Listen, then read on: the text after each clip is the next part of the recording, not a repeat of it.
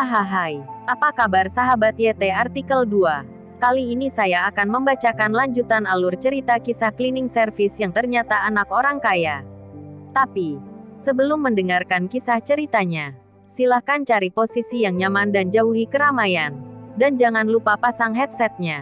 Dan inilah alur cerita kisah seorang cleaning service yang ternyata anak orang kaya. Episode 281-282, Kisah Cleaning Service yang ternyata anak orang kaya. Siapa pemuda ini? Mengapa begitu banyak orang datang menjemputnya? Aku tidak tahu. Dilihat-lihat sepertinya ia mengesankan. Ia pasti adalah putra dari orang kaya. Putra dari orang kaya itu bisa membuat orang-orang dari 3 keluarga besar Ned, Reza, dan Raffi menjemputnya. Sudah pasti ia adalah pria muda dari daerah lain. Melihat situasi ini, semua orang mulai membicarakan Rahman. Karena Rahman yang berjalan di tengah, Sinta dan Alpius berada setengah langkah di belakangnya. Semua orang sekilas langsung tahu di antara 3 orang itu, Rahmanlah yang memiliki kedudukan paling tinggi. Tapi setelah Rahman dan kawanannya melihat orang-orang yang menyambut mereka, wajah mereka agak sedikit tidak nyaman. Terutama Alpius. Semua orang yang menyambut mereka kecuali 3 orang dari keluarga besar. Semua berasal dari National Roastone Association. Melihat tindakan mereka yang begitu tergesa, mereka tahu bahwa mereka di sini bukan untuk menyambut mereka, tetapi untuk memberi hukuman. Rahman menyerah di pertandingan final kejuaraan. Ia keluar dari pertandingan kejuaraan yang sangat mudah untuk didapatnya, membuat jengkel Aris dan orang-orangnya. Rahman, kamu bisa dengan sengaja keluar dari kejuaraan. Apakah kamu menghina kami? Bukan kami yang memaksamu untuk bertanding. Kamu yang memohon pada kami untuk membiarkanmu mewakili kota Yuzoda. Sialan. Di waktu yang krusial kamu malah menyerah di kejuaraan yang gampang untuk diperoleh. Apakah kamu pikir kamu hebat? Kamu tidak ingin memenangkan kejuaraan. Kamu juga tidak perlu mewakili kota Yuzoda. Tidak ada yang memaksamu untuk pergi. Bajingan. Ini adalah hal paling bodoh yang kamu lakukan. Jika kamu melawan kami, kamu akan menyesalinya seumur hidup. Beberapa orang dari National Roastone Association melihat ke arah Rahman dan memakinya. Dan Rahman hanya melihat mereka sekilas. Ia tidak mempedulikan mereka sama sekali. Alpius tahu bahwa Rahman tidak mudah untuk dipancing. Tidak dapat dijelaskan.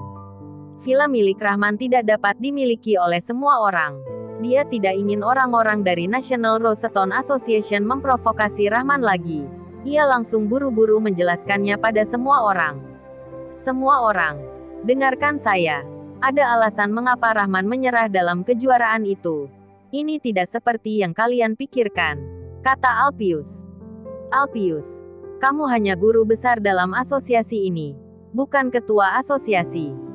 Bahkan jika kamu adalah ketuanya, kamu juga tidak bisa bicara di sini. Aris mencibir dan berkata dengan jijik. Jika kamu tidak ingin bermasalah, pergi saja.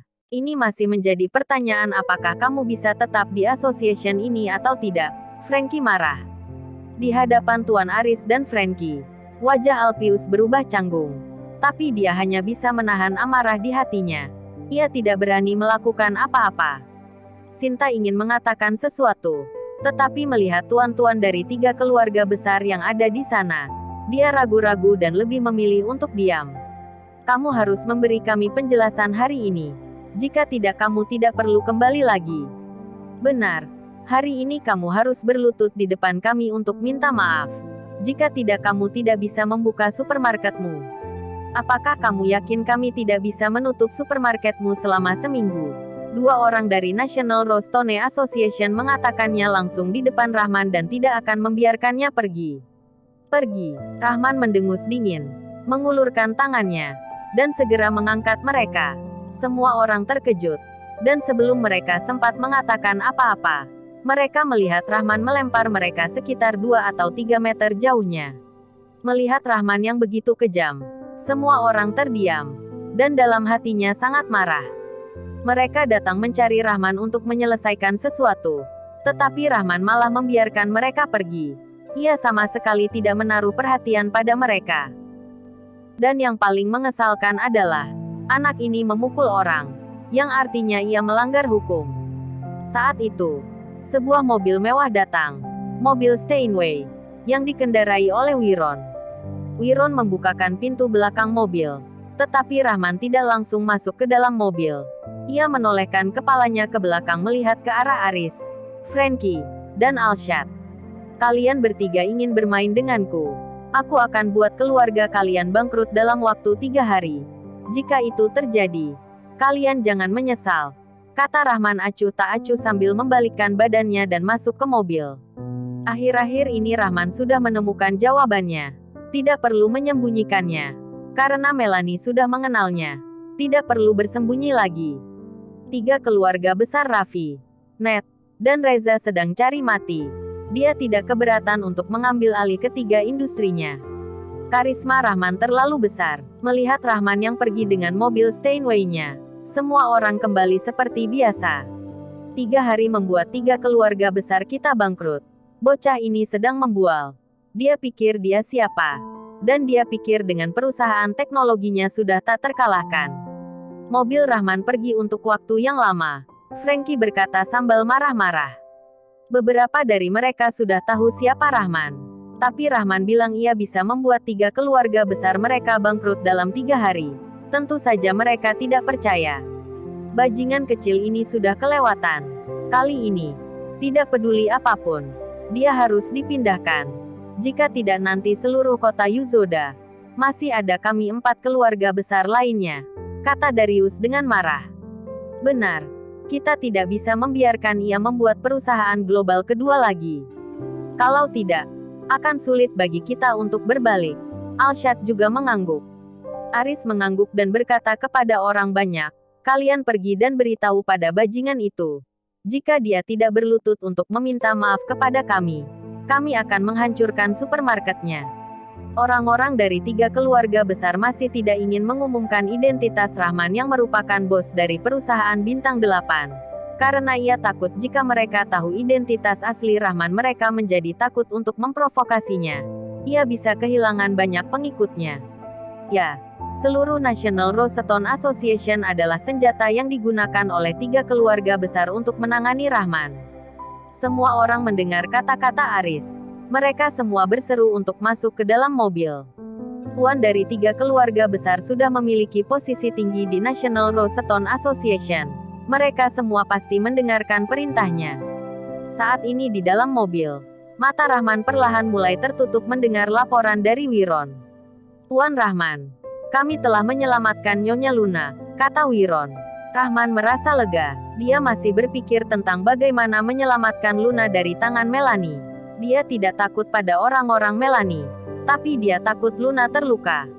Apakah Luna terluka? Rahman membuka matanya dan bertanya. Tidak. Semua berjalan lancar. Hanya beberapa preman yang menjaga Nyonya, kata Wiron. Rahman sedikit terkejut. Sedikit tidak terduga. Tetapi dia segera mengerti bahwa seharusnya dia menelepon Melanie.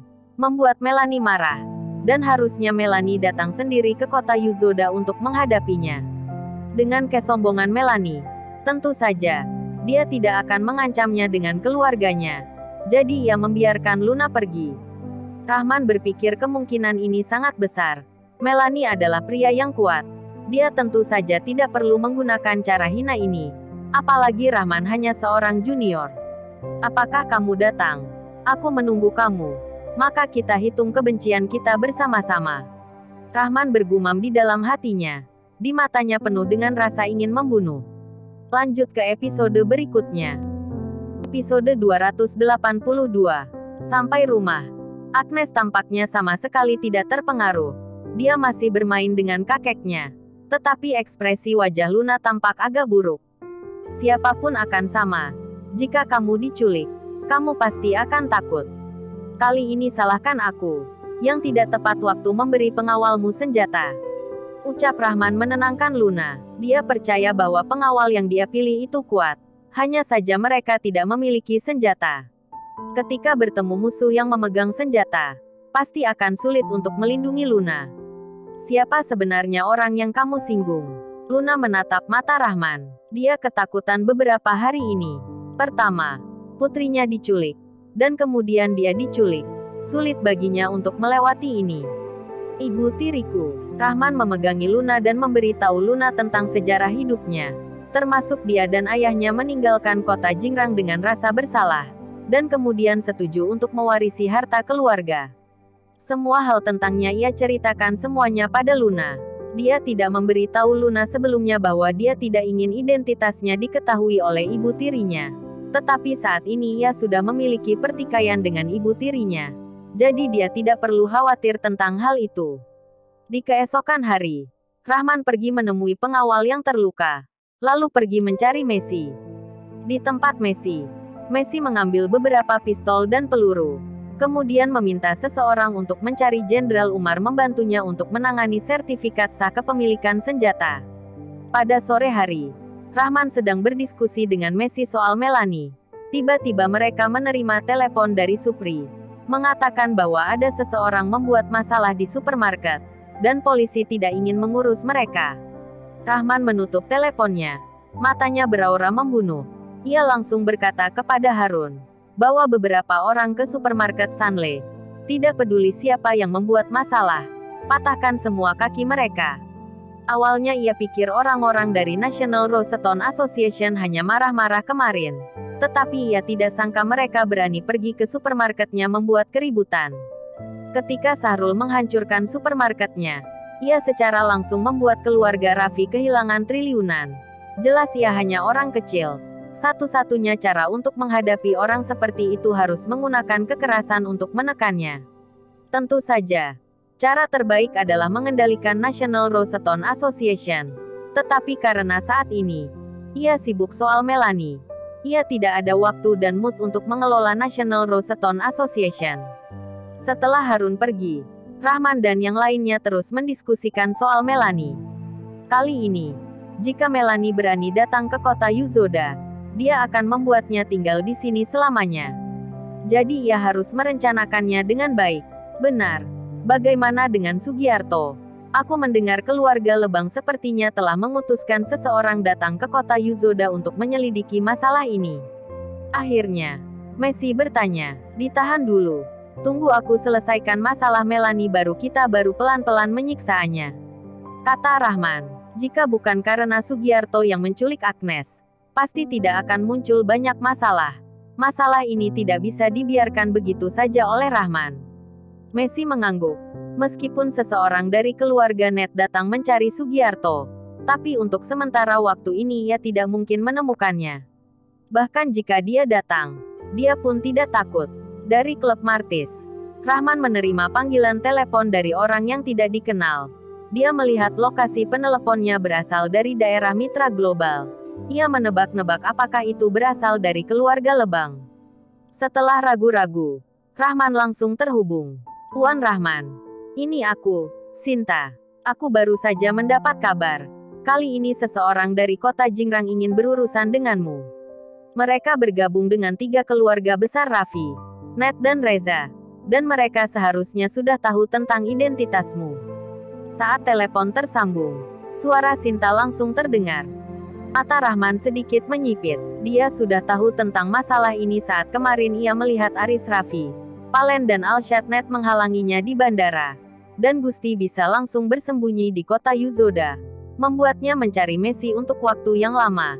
Sudah pasti ia bersembunyi di balik 4 keluarga besar. Karena itu, normal untuk Melanie memanfaatkan 3 keluarga besar untuk menahannya. Hanya saja, apakah keluarga Jordan juga ikut berpartisipasi dalam hal ini? Rahman tidak begitu tahu, dan tidak berani membuat kesimpulan. Aku mengerti, jawab Rahman. Mengenai Sinta, dia masih sedikit kesal di dalam hatinya. Sinta tidak seharusnya menggunakan putrinya untuk mengancamnya. Keluarganya adalah garis batasnya. Tidak ada yang bisa menyentuhnya. Jika bukan karena Sinta yang bersikap baik pada Agnes, dia sudah meninggalkan Sinta. Tuan Rahman, aku tahu kamu sangat kuat. Tetapi di hadapan 3 keluarga besar ditambah orang besar dari kota Jingrang, kamu seharusnya akan lebih sulit menghadapinya. Aku menelepon kamu untuk meminta maaf soal masalah sebelumnya. Aku telah mempertimbangkannya. Aku benar-benar minta maaf. Hari ini aku juga berjanji kepada kamu. Apapun yang kamu butuh, aku dari keluarga Sinta pasti akan siap memenuhinya. Suara tegas Sinta terdengar lagi. Rahman menyandar di kap mobil, tidak menjawab Sinta, dan mengeluarkan sebatang rokok lalu menyalakannya. Dia sedang menilai kebenaran kata-kata Sinta. Sejujurnya, dia sangat membutuhkan sekutu saat ini. Tetapi dia merasa bahwa Sinta tidak layak untuk dipercaya. Karena kamu tahu siapa aku. Kamu tahu aku memiliki kemampuan untuk menyelesaikan masalah ini. Rahman berkata dan langsung menutup teleponnya. Meskipun dia membutuhkan sekutu, dia tidak ingin ada bom waktu di sekitarnya. Saat ini, di sebuah villa, Sinta melihat teleponnya yang ditutup oleh Rahman. Dia tidak mengalihkan pekamungannya. Ia malah menunjukkan senyumnya. Nona, apakah kamu benar-benar ingin membantunya? Meskipun dia adalah bos dari perusahaan bintang 8, identitasnya sedikit mengejutkan orang. Namun kali ini, 3 keluarga besar di Yuzoda sedang berurusan dengannya. Ditambah orang besar dari kota Jingrang yang berada di belakang layar. Aku melihat ia tidak bisa menang. Seorang pria parubaya di samping berkata pada Sinta. Pria parubaya ini adalah Leonardo, yang diutuskan oleh keluarga Sinta untuk melindungi Sinta. Tetapi dengan keterampilan Sinta, juga tidak ada orang yang bisa melukainya. Sinta memutar ponsel di tangannya, sama seperti sedang memutar pensil, dan tersenyum percaya diri. Tentu saja harus dibantu. Paman, apakah kamu semua berpikir Rahman akan habis kali ini? Sebenarnya, kekuatan Rahman yang kita ketahui hanyalah sedikit saja. Bukannya aku berlebihan. Tapi kejadian ini sama sekali bukan pukulan baginya. Dan aku percaya dia punya kekuatan untuk menyelesaikan masalahnya ini. Saat ini jika kita berdiri di pihaknya. Pertama, kita bisa meringankan masalah sebelumnya. Kedua, tidak peduli berapa banyak usaha yang telah kita lakukan, setidaknya kita bisa membuatnya tersentuh. Saat ini, Sinta sangat percaya diri. Terakhir kali di offshore, dia mendengar sendiri Rahman menelepon dan mengancam orang-orang yang ada di belakang Rahmat. Dia tahu bahwa kali ini ada konglomerat dari kota Jingran yang berurusan dengan Rahman. Dan seharusnya Rahmanlah yang mengancamnya dan Randy sudah pasti tahu. Dan jika pihak lawan benar-benar memiliki kekuatan untuk berurusan dengan Rahman, ia pasti tidak perlu menyatukan 3 keluarga besar itu. Baik, tapi sepertinya dia tidak mau menerima bantuan kita, kata Leonardo. Sinta tersenyum licik dan berkata, dia tidak mau menerima bantuanku, tapi dia pasti akan menerima bantuan dari Marshanda. Selesai bicara ia langsung meraih ponselnya dan menelepon Marshanda. Bersambung.